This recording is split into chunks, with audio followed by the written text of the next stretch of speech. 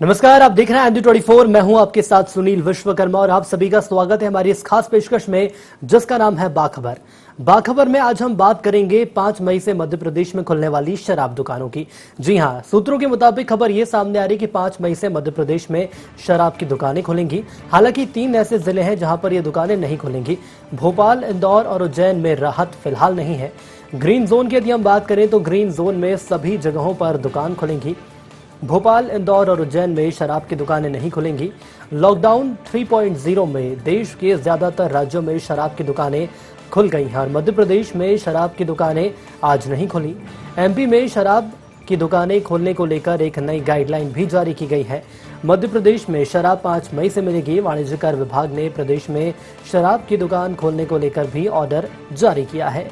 इसके अलावा यदि हम कलेक्टर्स की बात करें तो शराब की दुकानों के संचालन को लेकर भी लेटर जारी किया गया है और इस लेटर में कहा गया है कि 5 मई 2020 से जोनवार वर्गीकृत जिलों में मदिरा और भांग की दुकानों का भी संचालन होगा।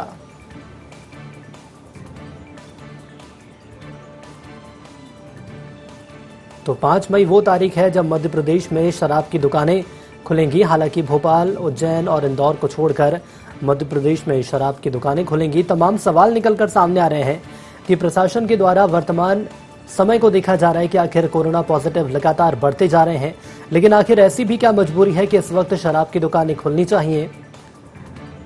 तमाम चुनौतियां भी प्रशासन के सामने निश्चित तौर पर आएंगी। जैसे कि शराब दुकानें यदि खुलती हैं तो भारी भीड़ होगी और प्रशासन के सामने बड़ी चुनौती होगी, क्योंकि कुछ यही तस्वीरें आज हमने छत्तीसगढ़ में भी देखी। छत्तीसगढ़ में भी आज शराब की दुकानें खुल चुकी हैं और यदि अर्थव्यवस्था की हम बात करें तो ये भी संभव है कि शराब बेचकर अर्थव्यवस्था को पटरी पर लाने की एक कवायद है प्रशासन की। लेकिन सबसे बड़ा सवाल यह है कि शराब दुकान खोलने की सरकार की आखिर ऐसी क्या मजबूरी है। तो आज हम बात करेंगे इन्हीं कुछ मुद्दों पर और इस कार्यक्रम को आगे ले जाएंगे। हमारे साथ हमारे ग्रुप एडिटर जुड़ चुके हैं, राघवेंद्र सिंह जी। सर, समझना चाहेंगे आपसे, तमाम ऐसे सवाल निकलकर सामने आ रहे हैं। वर्तमान दौर है, कोरोना का संकट है, लेकिन उसके बावजूद भी शराब दुकानें 5 मई से खुलेंगी। हालांकि भोपाल, इंदौर और उज्जैन को छोड़कर मध्य प्रदेश में दुकानें खुलेंगी। लेकिन तमाम सवालों के बावजूद भी सोचना भी होगा कि प्रशासन के सामने जो आने वाले वक्त में चुनौतियां हैं, इन चुनौतियों को सरकार आखिर कैसे लड़ेगी, कैसे इन चुनौतियों से पार पाएगी। कार्यक्रम को आगे ले जाइए और तमाम सवाल जिनके जवाब हम और हमारे दर्शक जानना चाहते हैं। बिल्कुल, बहुत बहुत धन्यवाद सुनील जी आपका। एक बार फिर बाखबर में सभी का स्वागत है। मैं हूँ राघवेंद्र सिंह। दरअसल आज हम बाखबर में इसकी भी बात करने जा रहे हैं शराब की दुकानों को लेकर कि एक जमाने में शराब को लेकर लोग बहुत हकारत से मुंह बनाते थे, शराब पीने को अच्छा नहीं मानते थे, आज भी अच्छा नहीं मानते हैं। लेकिन हम देख रहे हैं कि दिल्ली से लेकर देश की राजधानी, देश का दिल दिल्ली से लेकर हम बात करें तो पूरे देश का जो दिल है राज्य मध्य प्रदेश, यहाँ भी शराब के कारोबार को लेकर पैसे कमाने की सरकार की तरफ से बात हो रही है। ये कितना नैतिक है, कितना आर्थिक है और कितना एक तरह से लॉ एंड ऑर्डर को प्रॉब्लम देने वाला है, ये तमाम मुद्दों पर हम बातचीत करेंगे। क्योंकि शराब की बिक्री से जो 40-45 दिन का लॉकडाउन था, जो लॉकडाउन अभी 17 मई तक चलने वाला है, उस लॉकडाउन का एक तरह से हम उसको बर्बाद कर देंगे। क्योंकि लोग सड़क पर निकलेंगे, सोशल डिस्टेंसिंग हम देख रहे हैं कि जब दिल्ली में मेंटेन नहीं हो पा रही तो भोपाल में या मध्य प्रदेश में या रायपुर की हम खबर देख रहे थे वहां कैसे मेंटेन होगी, और हम देख रहे हैं कि वहां मेंटेन हो भी नहीं पा रही है। तो यही सवाल है कि जो लोग घरों में बैठे हैं, अगर वो बेचारे घर में बैठे रहते हैं और शराब के शौकीन सड़कों पर कतार लगा देते हैं, भीड़ लगा देते हैं, तो फिर कोरोना वायरस का संक्रमण बहुत तेजी से बढ़ेगा। हमारे साथ टेलीफोन लाइन पर इस पर बात करने के लिए मौजूद है वरिष्ठ पत्रकार देवदत्त दुबे जी। देवदत्त जी, आपका बहुत बहुत स्वागत है। नमस्कार राघवेंद्र जी। दरअसल सोशल डिस्टेंसिंग, क्वारंटीन, अगर कोई मरीज मिल जाता है, अगर किसी मोहल्ले में ज्यादा मरीज मिलते हैं तो लॉकडाउन और टोटल लॉकडाउन। लेकिन जो लोग घरों में बैठकर इन नियमों का पालन कर रहे हैं, शराब की बिक्री होने के साथ सड़कों पर जो रेला निकल रहा है, वो बता रहा है कि कहीं ना कहीं सारी मेहनत पानी में जाने वाली है। मैं एक मिनट आपको और लूंगा देवदत्त जी। पहले ये आरोप लगा कि सरकार देर से चेती और विदेशों से लोग आए और देश में कोरोना फैलाते रहे। दूसरा मसला आया दिल्ली के मरकज तबलीगी मरकज का कि वहाँ जमाती इकट्ठे होते रहे और बाद में वो जमाती पूरे देश में चलते रहे। हमने जमातियों की भी बहुत मजम्मत की, बड़ी आलोचना की। उसके बाद ये तीसरा मामला सरकार अपने हाथों से खुद कर रही है, वो ये कि अर्थव्यवस्था को बेहतर करने के लिए अब शराब भी एक ऐसा रास्ता बचा है कि शराब की बिक्री खोलेंगे तो हमें पैसा मिलेगा। भले ही शराब पीकर लोग सोशल डिस्टेंसिंग खत्म करें, समाज में झगड़े बढ़े, घरों के अंदर झगड़े बढ़े, लॉ एंड ऑर्डर की प्रॉब्लम बढ़ेगी। पुलिस का कहना यह है कि अगर हम जो लोग अभी लॉकडाउन को पालन कराने में लगे हैं, फिर पुलिस झगड़े की जब सूचना आएंगी देवदत्त जी, तब पुलिस लोगों के बयान लेगी, उनका मेडिकल कराएगी और ऐसे में अगर कोई संक्रमित है तो पुलिस भी उसका संक्रमण का शिकार होगी। तो बहुत सारी दिक्कतें हैं। आपकी राय? बिल्कुल आपने सही कहा कि जिस तरह से शराबियों से ज्यादा सरकार बेचने के लिए तड़पती नजर आ रही है, शराब बेचने की सरकारों की तड़प जो पूरे देश में दिखाई दे रही है, वो किसी के गले भी नहीं उतर रही है। आप सोचे राघवन जी की आजादी के 73 साल हो गए, तब आज भी राज्य सरकारें, अधिकांश सरकारें केवल शराब की राजस्व की आय के भरोसे हैं। यदि शराब नहीं बिकेगी तो उनकी पटरी नहीं, गाड़ी सरकार पटरी पे नहीं आ पाएगी। ये कितना चिंताजनक विषय है। और आप जान है जहान है, जान की चिंता करने है कि जहान की चिंता करना है। आज जो लोगों ने तपस्या की, तप किया, घरों में कैद रहे 40 दिनों से, तो मुझे लगता है उस पर पानी फेरने वाला ये निर्णय साबित हो सकता है। क्योंकि किसी भी नशे के बारे में ये कहा जाता है कि यदि वो 21 दिन तक लगातार छोड़ दिया जाए तो फिर उसकी तलब कम हो जाती है और उसको छोड़ा जा सकता है आसानी से। 40 दिन से लॉकडाउन में लोग हैं जिनको नहीं मिल रही, आप उनको फिर से शराब दे के फिर से उनको एक नशे के शिकार बनाने जा रहे हैं और कितने इतने नुकसान है। महत्वपूर्ण मुद्दा है। और देवदत्त जी, ये शहरों से लेकर गांव तक है। हमारे साथ ग्रामीण परिवेश के साथ सामाजिक क्षेत्र में काम करने वाले रमेश सिंह जी भी जुड़ गए। रमेश सिंह जी, आपका बहुत बहुत स्वागत है। नमस्कार जी, नमस्कार। असल में सरकारें संकट में है, दिल्ली से लेकर राज्य तक की। खजाने खाली हैं, खर्च बढ़ रहा है। सरकार की चिंता है कि जो लोगों की मदद के लिए वो कार्यक्रम चला रही है वो कैसे पूरे कर पाएंगी, लोगों की तनख्वाह कैसे बटेगी। और इसके लिए उन्होंने एक रास्ता निकाला है, वो शराब की बिक्री शुरू करने का। बेशक सरकारें शराब बेचती है, इस पर हम ऐतराज नहीं कर रहे, आज के दिन ऐतराज करने का वक्त भी नहीं है। लेकिन लॉकडाउन आपने किया है और देश भर में 40-45 दिन से ये चल रहा है। अगर आप शराब की बिक्री बढ़ाकर इस लॉकडाउन को खत्म करते हैं और सोशल डिस्टेंसिंग मिट जाती है, संक्रमण का फिर वही आपके सामने खतरा पैदा होता है, तो हम कह सकते हैं कि आपने 40 दिन मेहनत करी और आपने एक दिन इसको खोलकर इस पूरी मेहनत को पानी में डाल दिया। लेकिन ये सिर्फ एक दिन का मसला नहीं रमेश जी। अब सरकारें जो रेड जोन एरिया नहीं है वहाँ शराब की बिक्री शुरू कर चुकी है। दिल्ली में शुरू हो गया है, राजस्थान में शुरू हो गया है, हम कह सकते हैं कि छत्तीसगढ़ में भी है और मध्य प्रदेश में भी ये कल से शुरू हो रहा है। आपकी राय कीजिए, कितना चिंताजनक है। अगर शराब से पैसे कमाने हैं तो ऐसे घटिया तरीके से कमाने के और भी बहुत से तरीके हैं। क्या सरकारें उस पर भी जाएंगी? सट्टा खो सकती है, जुआ खो सकती है और दूसरे भटकरम कर सकती है। आपकी राय? देखिए राघवेंद्र जी, पिछले 40-45 दिन से जो लॉकडाउन चल रहा था और जो जिस तरह से अंतर्राष्ट्रीय स्तर पे हमारी तारीफ हुई थी कि हमने कोरोना को जिस तरह कंट्रोल किया था, वो पानी में जाता हुआ दिखाई दे रहा है। क्योंकि आज जो फोटोज और वीडियोज आए हैं इनके दुकानों के, और शराब की दुकानों पे जो लाइन लगी थी 1-1, 2-2, 3-3 किलोमीटर, और जिस तरह की भीड़ वहाँ देखी गई, सोशल डिस्टेंसिंग की धज्जियां उड़ रही है, तो 40-45 दिन में जो हमने जो पाया है वो मुझे ऐसा लगता है कि हम अगले एक हफ्ते में अगर यही चला रहा तो एक हफ्ते में जो हमने खोया उसका 10 गुना खो देंगे। दूसरी बात, सरकार राजस्व के लिए इसको इस्तेमाल कर रही है, तो राजस्व को बढ़ाने के लिए और दूसरे उपाय है। सरकार कुछ कटौतियां अपने खर्चों में उनकी चल रही है। इसके बाद जो सरकारी कर्मचारी है उनके वेतन में कुछ कटौती कर ले, स्थगित कर ले, कटौती ना करे, ताकि सरकार का राजस्व का काम चलता रहे। मैं बीच में रोकूंगा आपको रमेश जी। एक रास्ता इसमें ये भी हो सकता है कि सरकार निर्माण कार्यों की अनुमति दे दे। जो निर्माण कार्य हो रहे हैं, चाहे वो कॉलोनी बनाने की बात हो, बिल्डिंगें बनाने की बात हो, असल में मजदूर जहाँ काम करता है वहीं रहता भी है, तो वो उस तरह से अगर काम करेगा तो सोशल डिस्टेंसिंग मेंटेन हो ना हो, लेकिन उसका संक्रमण का इलाका बहुत कम हो जाएगा, सिकुड़ जाएगा। आपकी इसमें क्या राय है कि सरकार को अगर रोजगार भी देने हैं तो वो इस तरीके से भी दे सकती है, और आय बढ़ाने के बहुत से तरीके जो आप बता रहे हैं उसको अपना सकते हैं, ये भी हो सकता है? आपकी इसमें भी राय हो? इसमें ये जो भवन निर्माण है इसमें सोशल डिस्टेंसिंग ऑटोमेटिकली काम करती है, क्योंकि बहुत ज्यादा आदमी यहाँ होते नहीं है और ऐसा इंटरेस्ट भी नहीं रहता लोगों का इन जगहों पर ऐसे कामों में कि बहुत सारे लोग इकट्ठे हों।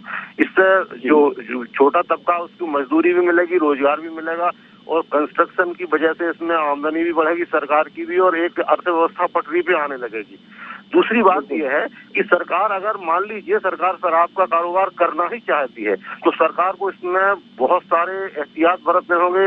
अब पुलिस की तैयारी, इसमें पुलिस से कहे कि वो तैयारी करे, और इसमें भी एक नियम ये लगाए कि शराब की भारी मात्रा की बिक्री ना करें, इसमें और रेगुलेशन इस्तेमाल करें, सरकार से परमिट लेकर लोग खरीदें ताकि भीड़ ना हो। वरना ये मुझे ऐसा लग रहा है कि आज के जो हालात देखे, पहला दिन था आज और आज के हालात से पूरे देश में त्राही मच रही थी। हर आदमी, ये सोशल मीडिया पे भी लोगों की यही कमेंट है कि अगले एक हफ्ते में ये पूरा 40 दिन की जो तपस्या थी मोदी जी की वो धराशायी होने वाली है। बिल्कुल। मैं पूछूंगा देवदत्त से। देवदत्त जी, ये जो शराब की बिक्री शुरू की है, हमें लगता है कि सरकार की मजबूरी भी है, क्योंकि कल दिल्ली के मुख्यमंत्री केजरीवाल बहुत ज्यादा जोर देकर ये कहते हैं कि कुछ बाजार खोलना चाहिए, अगर नहीं खोलेंगे तो, क्योंकि हमारे पास पिछले साल का रेवेन्यू 3,500 करोड़ के आसपास था। इस बार हमारे पास इस महीने 300 करोड़ रुपए भी रेवेन्यू नहीं आया। हम अपने कर्मचारियों का वेतन नहीं बांट सकते। बेशक ये दिक्कत है, और ये दिक्कत खाली दिल्ली सरकार की नहीं बल्कि सभी राज्य सरकारों की है। मध्य प्रदेश सरकार के पास भी कर्ज लेकर वेतन बांटने की नौबत हम पिछले 2 साल से देखते आ रहे हैं। लेकिन शराब की बिक्री शुरू करके जो कोरोना वायरस, जिसका कोई इलाज नहीं है, उसका संक्रमण अब बेतहाशा बढ़ेगा, अंधाधुंध बढ़ेगा। और आप देखेंगे कि जैसा मैंने पहले भी कहा था कि जमात, तबलीगी जमात, उसके बाद शराब की बिक्री, उसके पहले आपने विदेशों से जो लोग आ रहे थे उनकी आपने पूरी जांच पड़ताल नहीं की, पूरे देश में उनको जाने दिया गया। एक तरह से वो कोरोना वायरस फैलाने के कैरियर बन गए थे। अब ये दूसरी बड़ी गलती कर रहे हैं, क्योंकि अब अगर आपने ये जो गलती की तो फिर कोरोना वायरस का संक्रमण आपके संभलेगा नहीं। जो इटली की स्थिति है, जो अमेरिका की स्थिति है, हम उसके आसपास अगर अगले 15-20 दिनों में पहुंचने की खबरें आए तो शायद हमें हैरत नहीं होगी। आपकी राय? बिल्कुल सही बात है। और अमेरिका में तो बहुत साधन भी थे, अपने देश में साधन की कमी थी, इसी कारण शुरू से ही लॉकडाउन की व्यवस्था की गई थी। आप देखें जरा सरकारों की नीयत क्या है। एक तरफ तो वो फ्री की चीजें बांटते हैं, फिर खजाना खाली करते हैं वोट के लिए, और अब शराब बेचते हैं। आप ये सरकार को ही मालूम है, सभी सरकारों को, कि जब ये लॉकडाउन लागू हुआ तो लगभग एक सर्वे आया था कि 80 करोड़ लोगों को 2 टाइम का भोजन कराने के लिए सरकार को व्यवस्था करनी है, पैसे डालना है, खाना उपलब्ध कराना। अब वो सरकार उन्हीं लोगों से ये अपेक्षा कर रही है कि वो शराब के लिए पैसे लेके आएंगे घरों से। आप सोचिए कि इससे ये संक्रमण तो बढ़ेगा ही, एक दूसरी समस्याएं कितनी भयानक होंगी कि जिस शराबी के पास पैसे नहीं होंगे वो घर में लड़ाई झगड़ा करेगा, कहीं पत्नी के गहने बेचेगा, कहीं जमीन बेचेगा, कहीं कुछ और वस्तुएं बेचेगा और शराब के लिए जाएगा। मजाक कर रहे हैं, इस मामले में मजाक भी कर रहे हैं। सोशल मीडिया पर प्रयास हो रहा है कि आप शराब की दुकान के साथ साथ सोनारों की दुकान भी खुलवाएं, ज्वेलरी की दुकान भी खुलवाएं, क्योंकि जब शराब के लिए पैसा नहीं बचेगा तो फिर वो लोग अपने गहने बेच के शराब पिएंगे। तो ये मजाक चल रहा है। दूसरा मजाक ये चल रहा है कि शराब पीने के बाद लोग इसलिए भी लड़खड़ाते हैं क्योंकि उनको पता है कि पूरे देश का आर्थिक बोझ उन्हीं के कंधों पर, इसलिए उन शराब पीने के बाद वो लड़खड़ा के चलते हैं। ये बहुत सारी बातें मैं आपसे पूछूंगा। हमारे साथ टेलीफोन लाइन पर वरिष्ठ पत्रकार राजेश चतुर्वेदी भी जुड़ गए हैं। राजेश जी, आपका बहुत बहुत स्वागत है। जी नमस्कार राघवन जी। दरअसल चिंता की बात है, सरकारों के पास पैसा नहीं है वेतन बांटने के लिए अपने कर्मचारियों का। दूसरी बात यह कि विकास के लिए पैसा नहीं है, तो विकास के लिए पैसा नहीं है चल जाएगा, लेकिन सरकारी कर्मचारी बिना वेतन के कैसे काम करेंगे। इसलिए दिल्ली के मुख्यमंत्री केजरीवाल से लेकर राज्यों के मुख्यमंत्री की सरकार, केंद्र सरकार से यही गुहार हम 2 दिन से सुन रहे थे और वो सफल हो गए हैं। शराब की बिक्री अंधाधुंध शुरू हो गई है, दिल्ली में सड़कें जाम हो गई है, सोशल डिस्टेंसिंग का पूरा जो मामला है वो शिखर छिन्न भिन्न हो गया है। हम अगर बात करें तो लोग अब मजाक करने लगे हैं कि इसकी होम डिलीवरी कराई जाए शराब की। तो भीड़ नहीं दिखेगी। कोई ये कह रहा है कि अगर शराब से ही आपको पैसे कमाने हैं तो फिर पैसे कमाने के और भी निकृष्टतम तरीके ईजाद किए जा सकते हैं। आखिर हम शराब की बिक्री करके देश को कहीं भी ले जाए, लेकिन कोरोना को तो अपने घर में लेकर आएंगे, क्योंकि ये एक बड़ा खतरा बनने वाला है। आपकी राय? देखिए राघवेंद्र जी, ऐसा है कि कोरोना कोविड-19 जो है महामारी है, ये तो सब दुनिया देख ही रही है। हम सब लोग पूरा देश पिछले 45 दिन से लॉकडाउन में है और हमने बड़ी मेहनत की है, लोगों ने बड़ी मेहनत की है इसको, इस स्टेज पे जो हम आए हैं आज। अभी भी कंपैरेटिवली काफी जो दीगर मुल्क हैं उनकी तुलना में हमारे यहाँ केसेस कम हैं। ये बात अलग है कि टेस्टिंग नहीं हो रही है, मगर कम है, हम लोग काफी कम है। तो अब देखिए, मैं 1 मिनट लूंगा इसमें। राघवेंद्र जी, टाटा का अभी एक बयान आया है जो उन्होंने एक अपने यहाँ शॉर्ट मैसेज दिया है प्रोफेशनल्स को और अपने यहाँ के लोगों को कि 2020 में आप प्रॉफिट को और लॉस को, सब सारी चीजें, बिजनेस की जो भी इकोनॉमिक्स कहता है वो सारी चीजें भूल जाइए और केवल ये याद रखिए कि 2020 तो हमारे लिए जिंदा रहने का सबसे जो नंबर 1 पे चीज रहनी चाहिए कि हमें जिंदा रहना है। ठीक है साहब? ऐसी स्थिति में जब टाटा ये कह रहे हों, रतन टाटा, तो आप समझ सकते हैं कि क्या स्थिति है। अब सवाल ये शराब की दुकानों का, हम लोगों ने आज तमाम जरा सा करेक्शन करूंगा इसमें। राजेश जी, रतन टाटा जी ने इस बात से इनकार किया है कि उनके नाम से किसी ने ये सोशल मीडिया में चीज डाली थी, लेकिन हमारा मानना है कि अगर रतन टाटा ने नहीं भी कहा है तो आपका कहना बिल्कुल वाजिब है कि ये साल जान बचाने का साल है। अगर जान बचती है तो इससे बड़ा कोई लाभ नहीं है। भाई, हम जो जिन चीजों को हम अपना रहे हैं, इतने अनुशासित ढंग से जो है चीजों को कर रहे हैं, लॉकडाउन पे लॉकडाउन हो रहा है, तो क्यों हो रहा है? ताकि जान हमारे लिए इम्पोर्टेंट है, जान इम्पोर्टेंट है। अब सवाल ये है कि शराब की दुकानों की जो हमने आज तस्वीरें देखी हैं, उसमें एक चीज तो ये स्पष्ट हुई राघवेंद्र जी की शराब जो है आदमी के लिए जरूरी नहीं है जितनी कि दूसरे लोगों के लिए है, सरकारों के लिए बहुत जरूरी चीज है। मैं आपकी बात को पूरा कर दूं, जितनी की सरकारों के लिए जरूरी है। हाँ, शराब सरकार की हालत जो है वो ज्यादा, सरकार को ज्यादा लत है शराब बेचने की। ये कह सकते हैं। एक मुहावरा अपने यहाँ है कि साहब, सारी मेहनत पे पानी फिर जाना, तो अब इसको हमने बदल दिया है, ये सारी मेहनत पे शराब फिर जाना हो गया है मुहावरा। बिल्कुल बिल्कुल बिल्कुल, शराब फिर गई है सारी मेहनत पे। बिल्कुल, आपने मुद्दे की बात की और सरकार ने जिस भी वजह से शराब बेचने का फैसला किया है, ये आत्मघाती साबित होगा आने वाले दिनों में। हम सब आज से 15 दिन बाद, 20 दिन बाद इस मुद्दे पर चर्चा कर रहे होंगे कि एक शराब बिक्री जो हमने शुरू की उसने कोरोना वायरस को घर घर में भेज दिया। ये जो महामारी है, हम जिससे अभी तक बच रहे थे और छाती ठोक रहे थे कि पूरी दुनिया में भारत ने बहुत अच्छा इसमें मैनेजमेंट किया है, और ये जो शराब बिक्री है पूरे मैनेजमेंट की तो तार करने वाली। आप टेलीफोन पर बने रहिए हमारे साथ। हमारे दूसरे साथी देवदत्त दुबे और रमेश सिंह जी भी हैं। मैं पूछूंगा रमेश सिंह जी से, उसके बाद क्योंकि समय खत्म होने की स्थिति है। रमेश सिंह जी, गांव देहात में शराब की बिक्री की क्या स्थिति है? क्या वहाँ अवैध शराब की बिक्री हो रही है? क्या वहाँ शराब अभी भी पहले की तरह बट रही जैसे पहले बटती थी? देशी मिल रही है, विदेशी मिल रही है? आपकी बहुत संक्षेप में राय। देहातों में महुए की शराब जो जंगलों में जो आदिवासी है वो बना के भी लोग और बड़े चुपके से गांव में बेच रहे थे, महंगी बेच रहे थे वो, लेकिन कम मात्रा में आ रही थी। अच्छा, जो अभी जो छूट मिली है अंग्रेजी शराब की, तो इसका गांव में मैंने आज इतना असर नहीं देखा जितना कि शहरों में देखा है। तो गांव में देसी शराब शुरू से ही चल रही है, जंगलों से बन के आती, लेकिन बहुत भारी मात्रा में नहीं आ रही थी, बहुत सीमित मात्रा में आ रही थी, क्योंकि उसके बनने की जो प्रक्रिया वो ऐसी है। वो शराब तो अवैध रूप से भी जंगल में जो बन के आ रही है देशी शराब, जो महुए की शराब है देशी, वो अवैध है कि वैध है? अवैध है, वो तो पूरी अवैध है, और पुलिस ने पकड़ी भी, उनकी पिटाई भी की, जब्त भी की।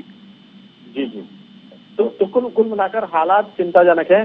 अब स्थिति और बिगड़ने वाली, क्योंकि लॉ एंड ऑर्डर का मामला शराब बिक्री के साथ बढ़ेगा। लोग घरों में झगड़ा करेंगे, बाहर आके झगड़ा करेंगे, पुलिस उनको पकड़ेगी। अगर कोई उसको कोरोना संक्रमित मिला तो पुलिस भी उसके संक्रमण का शिकार होगी। अदालतों में मामले जाएंगे, चालान पेश होंगे। तो बड़ा एक झंझट, बड़ा वैसा सीन दिख रहा है सामने कि आने वाले दिनों में जो सीन है वो शराब बिक्री के बाद बहुत अच्छा रहने वाला नहीं है। लोगों की मेहनत पर शराब फेर दिया, ये जो हमारे राजेश जी ने कहा, इस जुमले को अब आगे बढ़ेगा अपने आप। ये रमेश जी, आपने बातचीत की, आपका बहुत बहुत धन्यवाद। देवदत्त जी, जो चीज चल रही है, प्रधानमंत्री नरेंद्र मोदी से लेकर राज्यों के मुख्यमंत्रियों ने और आम जनता ने जितना इसमें सहयोग किया, हमें लगता है कि उस सहयोग का मखौल उड़ेगा शराब बिक्री के दौरान।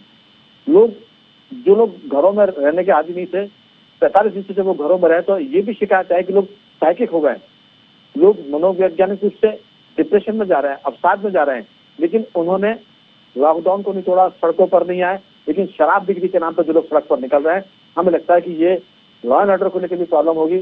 पुलिस के लिए एक नया सिरदर्द होगा कि वो शराब की बिक्री के बाद झगड़ों को रोके या शराब की बिक्री होने दे। आपकी बहुत संक्षेप में राय। राघवन जी, ये सरकारों का जो निर्णय है, आप बैल मुझे मार है, अपने पैर पे कुल्हाड़ी मार रही हैं सरकारें।